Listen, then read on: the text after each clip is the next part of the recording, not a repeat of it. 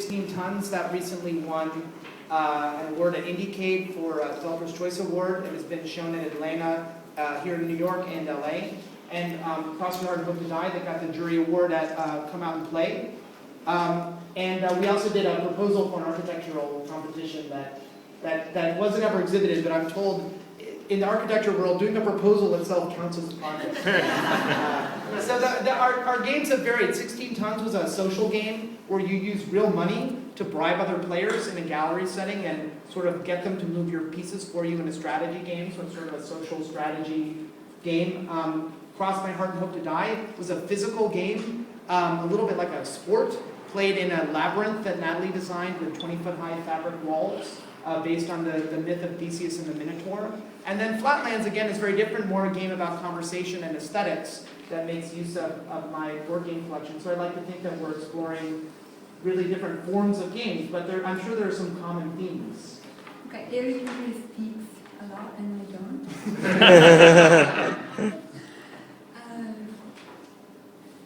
Like space? I think the common theme, Yeah. yes. How can space be part of the actual gameplay?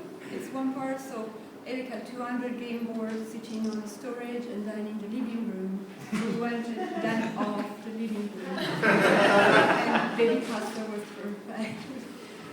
They're coming back tomorrow. But the fact that the pleasure of going through fake archival and the pleasure of I think exploring and feeling like you had another option, and it was part of the gameplay, and how to make that, how to combine the two aspects. I think it's something we try to work on together. Eric has had a very long design process for this game. Some of the playtesters know some banging on the walls for this game. And I think that the challenge was that at the beginning he was trying to make a game, a set of rules, maybe a changing set of rules that would work for any game board. I think it's like trying to be the god of the game board, so that every possible game was possible. And we totally changed just a week before everything started.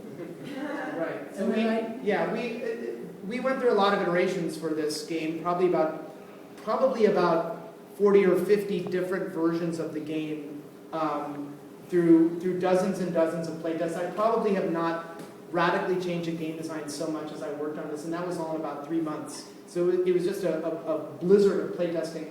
I think one of the interesting things about working with an architect is that in game design you really do the design through playtesting, right? If you have a healthy elbow room in your schedule and a healthy creative process, it's really about trying ideas out and then playing them and see what works and doesn't work. Architecture, it's harder to prototype an entire building.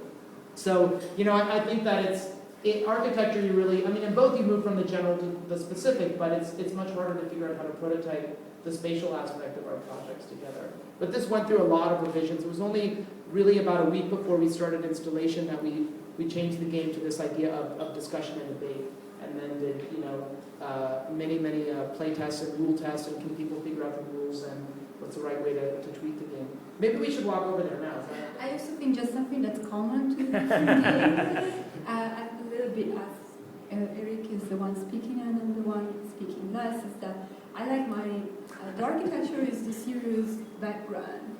And the intent of Flatland was a little bit that nothing had color except the game board. So everything is black and white and gray. And serious and a little bit different from everything that has been in Babycastles before, because it's much more sober and somber. Right. But I do like giving that pretentious with serious background to something which is very playful, as the game board, or a little bit the same was in 16 Tons, maybe serious design. Physical design, playful experience. It really makes me think about what is a board game, right? What is the board aspect of a game?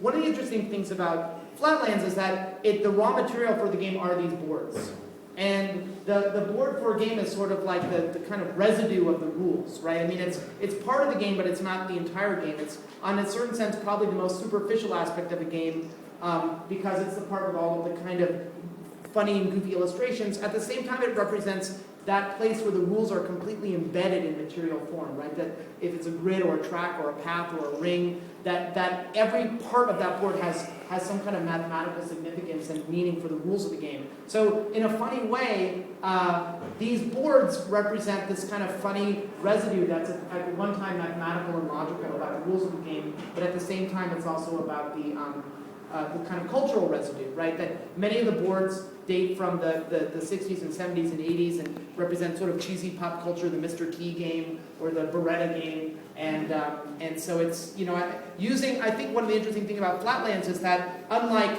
you know, most games, it appropriates existing cultural material as its raw material. Also, I want to point out, just coming into the door, who stepped out for a minute, Rachel Morris is the graphic designer that we worked with. So all of the graphics on both walls, the rules and the sort of mural on the other wall, the design of the cards and the board, that was all in collaboration with Rachel, and she did an amazing job. So thank you, Rachel.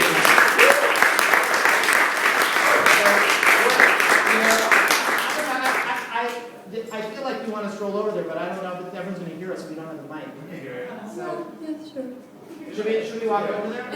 One more detail, I think, maybe that's what you were trying to say and I didn't understand. But I think when you play a game board, you don't see the game board anymore. You see the rules and you're thinking about the game. And in a weird way, this game makes you look again at the game board for other design aspects. And when you actually play the game, you don't consider anymore. Yeah, I mean, I think the goal of a game that's about aesthetics is maybe to have you think about games and look at games in a way that you might not normally do that. But let's roll over. We can talk about the space and the rules. And you know, this talk isn't going to be very long. It's really to warm up for Jesse Fuchs, who's giving a lecture right after this. So, but we're going to say a few more things, and we'd love to take Q&A for Rachel or for Nathalie and I. So let's walk over there.